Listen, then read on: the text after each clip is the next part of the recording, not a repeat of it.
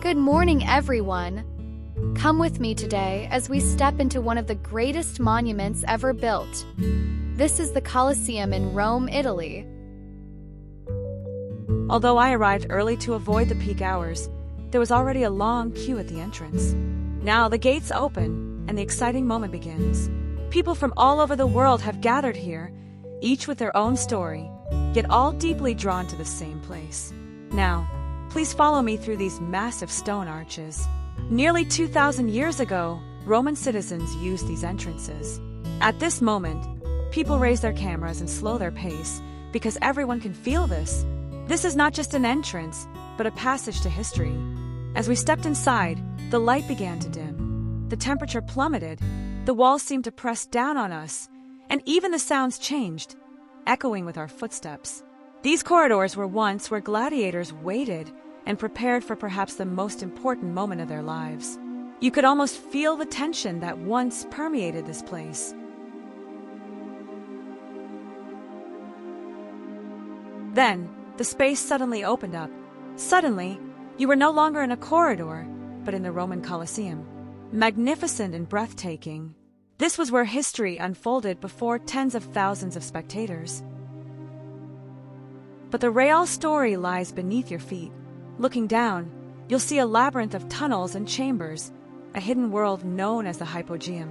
This is where animals were kept, where gladiators waited, where scenes were prepared before rising dramatically into the arena above. What now appears as ruins was once an orderly, vibrant, perilous, and magnificent system.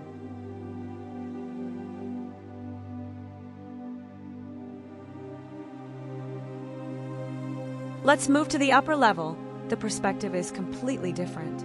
From here, you can finally appreciate the scale, precision, and ingenuity of the Roman engineering. Layer upon layer of arches, corridors, and seats, all designed to accommodate over 50,000 people. Even today, it remains vibrant. When you turn around and look around, the story continues. The weathered, crumbling walls behind you still stand, witnessing centuries of change. Empires have risen and fallen, but these stones have remained steadfast. Strolling along the walkways, the Colosseum unfolds before your eyes from different angles. There is no so-called best view, only endless ways to appreciate it.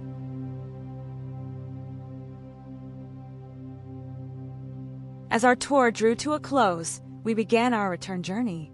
Along the ground floor corridor, the rhythmic repetition of arch structure served as a reminder of the building's sturdiness and ingenious design. Simple yet extraordinary.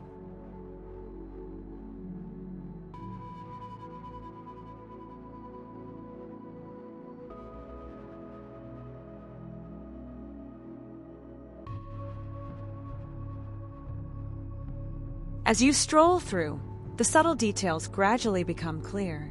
Sculptures, historical exhibits, and meticulously preserved artifacts help us understand the past.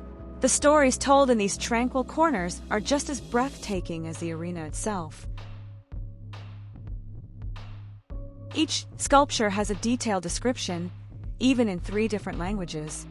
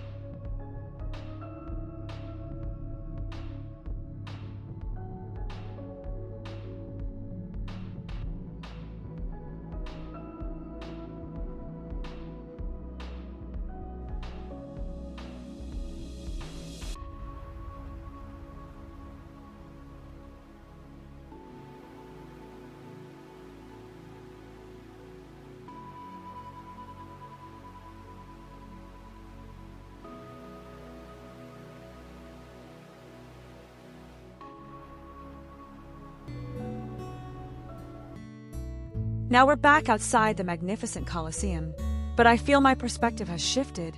I'm no longer just looking at the Colosseum, I'm starting to recall the feeling of being there. The grandeur, the tranquility, and the deeply moving stories. Do you feel the same way? Alright, our Colosseum tour has come to an end. Thank you all for joining me until the very end. However, my journey isn't over yet. Ahead lies the Arch of Titus. Another chapter of Rome awaits our exploration. If you're interested, welcome to join me on my next stop, the Roman Forum in Palatine Hill. Looking forward to seeing you all soon.